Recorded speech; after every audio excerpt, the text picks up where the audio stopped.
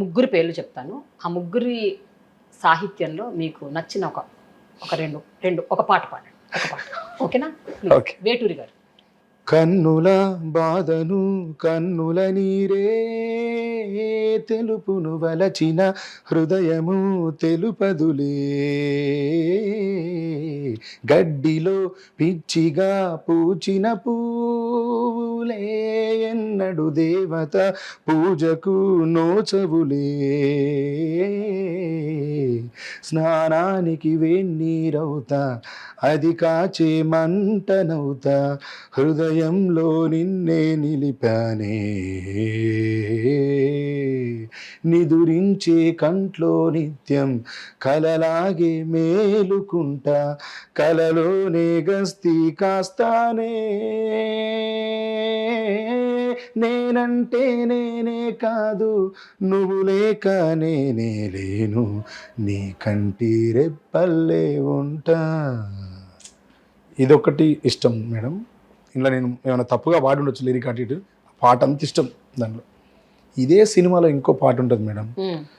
పిచ్చుక గూళ్ళ లాంటివి ఇక్కడ 30 రూములు, ఆ 30లో ముగ్గురి చొప్పున 90 మేము, మొక్కజొన్న పొత్తులల్లే అతికి బతుకుతాం, ఈ మహానగర వారసులై వాసికెక్కుతాం. ఇంతకు ముందు పాటను కష్టపడితే రాయొచ్చు కానీ ఇంత మ్యాథమెటిక్స్, ఇంత ఫిలాసఫీ, ఇంత లైఫ్, ఇంత కలోకియల్గా ప్రజల భాషలో ఇన్ని విషయాలను మేళవించి రాయడం అయితే కాదు మేడం. వేటూరి గారి రచనలు ఎటువైపు నుంచి వెళ్ళినా ఇష్టమే మేడం. ఆయన శృంగార సాహిత్యం రాసినా కూడా ఇష్టం, ఆయనలాగా చెప్పడం రాదు. ఎవరు అయినా ప్రేమలో ఎవరి గురించైనా కొంచెం పొగడాలి, ఒక అబ్బాయి గురించి అంటే ఒక ఫేజ్ వరకే ఒక ప్లేస్ వరకు పోయి ఆగిపోతారు. కొన్ని ఫేజెస్ ఉంటే అక్కడనే ఆగుతారు, అవి దాటరు.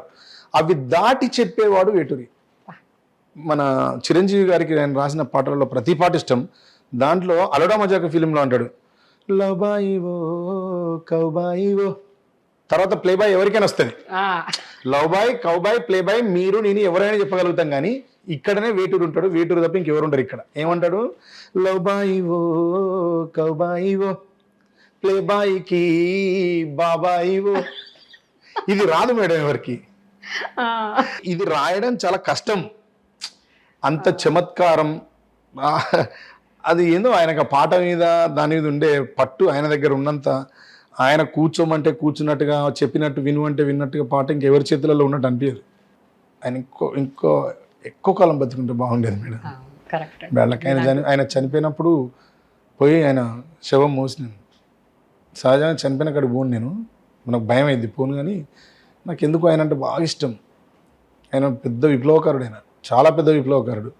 ఒక టీవీ షోలో అంటాడు, ఆయన అక్కడ కూర్చుని మాట్లాడి జడ్జిమెంట్ ఇచ్చిన తర్వాత SMS పోల్ పెడతారు. మీరు వాళ్ళని SMS పోల్ పెట్టి జడ్జిమెంట్ అడిగినప్పుడు ఇక్కడ మమ్మల్ని ఎందుకు కూర్చోబెట్టాలి అన్నారు. ఎవరైనా మాట్లాడతారు అక్కడ జడ్జిమెంట్ పోయిన వాళ్ళు మాట్లాడతారా చెప్పండి? That is Veturi Sundaramurthy. అట్లా అతను ఒక్కడే మాట్లాడగలడు. ఇంకో ఇద్దరు పేర్లు చెప్తాను. చంద్రబోస్ గారు మాకు ఇష్టం. ఓ మారియా ఓ మారియా ఓ మారియా ఓ మారియా, రేపన్నది మా పన్నది పనికిరాదులే ఓ మారియా, ప్రతిరోజు విలువైంది కాదా, ప్రయత్నిస్తే గెలుపేదో రాదా, చేద్దామంటే చూద్దామంటే కాలం నాగదు, అయ్యేదేదో అవుతుందంటే కలతే తీరదు. ఇదొక పాట ఇష్టం.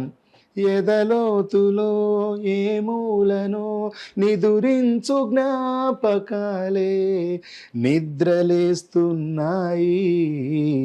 గుర్తుకొస్తున్నాయి.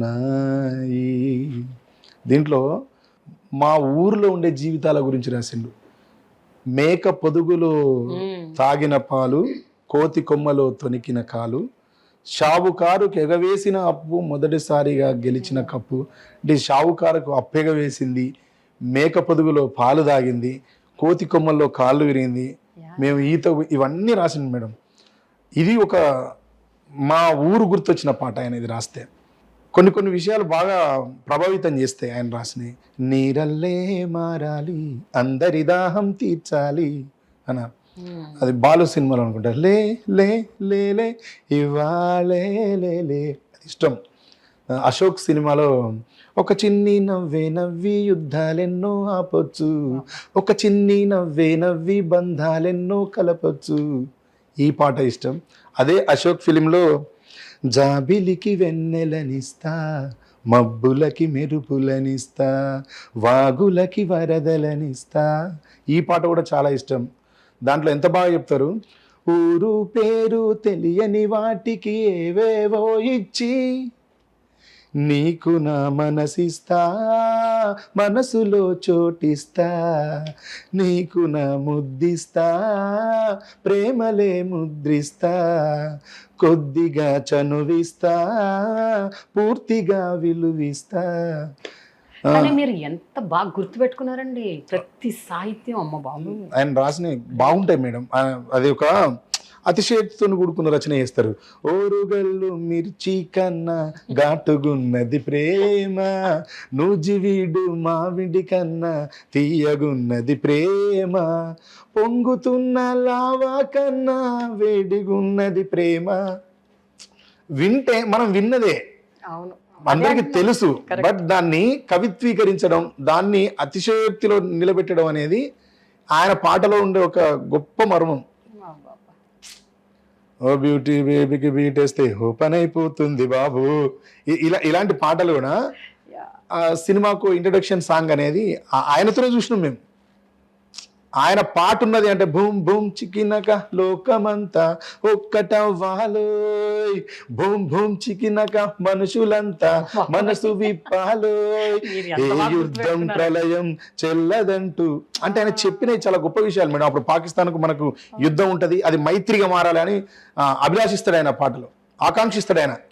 తర్వాత టక్కరి దొంగలో ఒక పాట రాస్తారు ఆయన, నువ్వు నిలబడి నీళ్లు తాగడం నథింగ్ స్పెషల్, పరుగులెత్తుతూ పాలు తాగడం సంథింగ్ స్పెషల్, రాజమార్గమున ముందుకెళ్ళడం నథింగ్ స్పెషల్, దొడ్డి దారిలో దూసుకెళ్ళడం సంథింగ్ స్పెషల్, హాయి కలిగితే నవ్వుకోవడం నథింగ్ స్పెషల్, హాయి కలిగితే నవ్వుకోవడం నథింగ్ స్పెషల్, బాధ కలిగిన నవ్వుతుండడం సంథింగ్ స్పెషల్, నలుగురికి నచ్చినది నాకసలే ఇక నచ్చదురో, నరులెవరు నడవనిది ఆ రూట్లో నే నడిచెదరో, పొగరని కొందరు అన్నా అది మాత్రం నా నైజం, తెగువని ఎవ్వరు అన్నా అది నాలో మేనరిజం, నిండు చంద్రుడు ఒకవైపు చుక్కలు ఒకవైపు,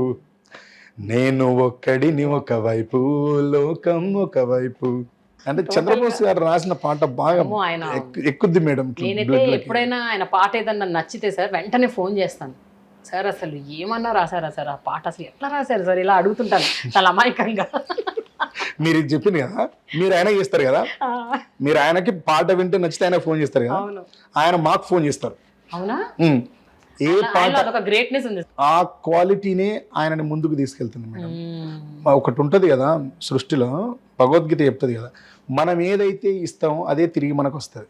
ఆయన అందరికి ఆ ఇన్స్పిరేషన్ ఇస్తాడు, అందరికీ ఆ ఊతం ఇస్తా ఉంటాడు, అందరినీ ప్రోత్సహిస్తూ ఉంటాడు.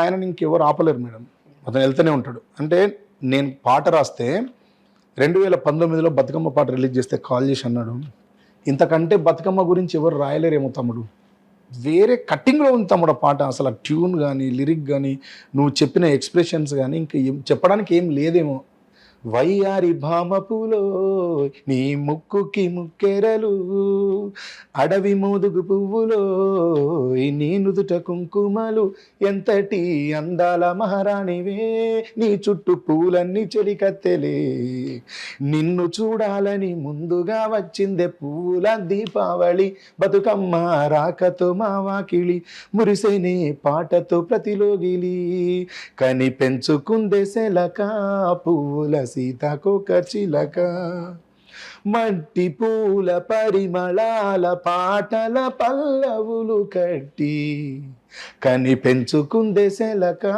పువ్వుల సీతాకోక చిలక. మీకు ఎంత మెమరీ ఉంది సార్, బాబోయ్ మీ మెమరీ లేదన్నారు. మెమరీ బాగుంది మీకు. నాకు అలాంటి జ్ఞానం లేదు మేడం, ఆ డేట్లు అవి పట్టుకునే జ్ఞానం లేదు. ఓకే నేను ఆ పాట వరకు అన్ని గుర్తుంటాయి. సరే సార్, ఈ ఇంకా పాటని final- ఈ పాటని చంద్రబోస్ గారు అభినందించినంతగా ఇంకా ఏ కవి కూడా అభినందించను.